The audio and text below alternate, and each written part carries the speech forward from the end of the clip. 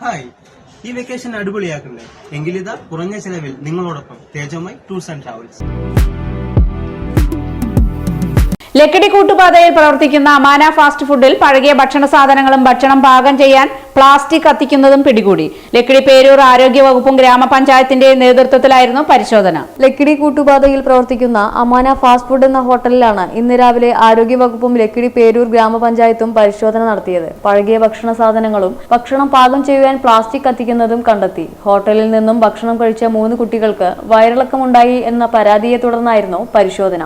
Licence പുതുക്കിയിട്ടില്ലെന്ന അധികൃതരുടെ കണ്ടെത്തലിൽ കട അടയ്ക്കാൻ ഉദ്യോഗസ്ഥർ നിർദ്ദേശം നൽകി 10,000 രൂപ പിഴ ചുമത്തിയതായി അറിയിച്ചു. ഇത് 6ാം തവണയാണ് സംഘം ഹോട്ടലിൽ പരിശോധന നടത്തുന്നതെന്നും 5 തവണയും പഴകിയ ഭക്ഷണ പദാർത്ഥങ്ങൾ പിടിച്ചെടുത്തിട്ടുണ്ടെന്നും Lakkidi Peroor health inspector MP Akhilesh പറഞ്ഞു. അമാന ഹോട്ടൽ എന്ന് പറഞ്ഞാൽ കൂട്ടുപാതയിലുള്ള അമാന ഹോട്ടൽ ഞാൻ പല പ്രാവശ്യം റെഡി ചെയ്തതാണ്. പല പ്രാവശ്യം ഞാൻ ഫൈനിടാക്കി ചെയ്തു. പക്ഷെ അത് വളരെയധികം കംപ്ലൈൻറ്റ് വരുന്നു. കാരണം ആൾക്കാർ വയറിളക്കവും മറ്റുള്ള ഛർദിയായിട്ട് കംപ്ലൈൻറ്റ് വരുന്നുണ്ട്. അതിൻ്റെ അടിസ്ഥാനത്തിൽ ഇന്ന് നമ്മൾ ഹെൽത്തി കേരള പ്രോഗ്രാമിൻ്റെ ഭാഗമായിട്ട് ഇൻസ്പെക്ഷൻ വരികയും പഴകിയ സാധനങ്ങൾ ഒരു ഏകദേശം നല്ലൊരു ക്വാളിറ്റി സാധനം നമ്മൾ പിടിച്ചെടുക്കുകയും ചെയ്തു. അതിൻ്റെ അടിസ്ഥാനത്തിൽ നമ്മൾ ഒരു 10,000 രൂപ ഫൈൻ ഈടാക്കുകയും പഞ്ചായത്തിൻ്റെ ഫൈൻ ഈടാക്കുകയും കട പൂട്ടാൻ വേണ്ട നിർദ്ദേശം നൽകുകയും ചെയ്തിട്ടുണ്ട്. 1 മാസത്തേക്ക് കട പൂട്ടിയിടാനാണ് നിർദ്ദേശിച്ചിട്ടുള്ളത്.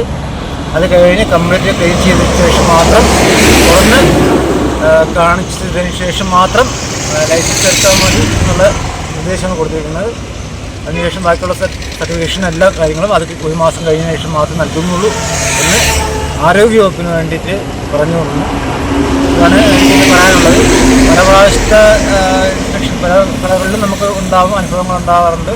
പക്ഷേ ഇത് ഇത്രയും വർഷത്തെ 3-4 പ്രാവശ്യമായി ഇങ്ങനെ വരാൻ തുടങ്ങിയിട്ട് അതുകൊണ്ട് തന്നെയാണ് ഇപ്പം ഇത്രയും നിർബന്ധിത നടപടിയെടുക്കാൻ വേണ്ടി തീരുമാനിച്ചിട്ടുള്ളത്.